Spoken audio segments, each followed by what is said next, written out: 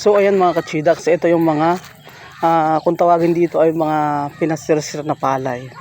Ayan, tumubo na sila. So ililipat na to kapag nabunot na. Ililipat na yan doon sa may bandang dulo. Hanggang doon sa may likod ng aking bahay kubo. So ayan, marami yan mga pinasirsir nilang palay. Tapos dyan, ayan, taniman niya ng mga talong, kamatis, sili. Ayan, tapos siling green.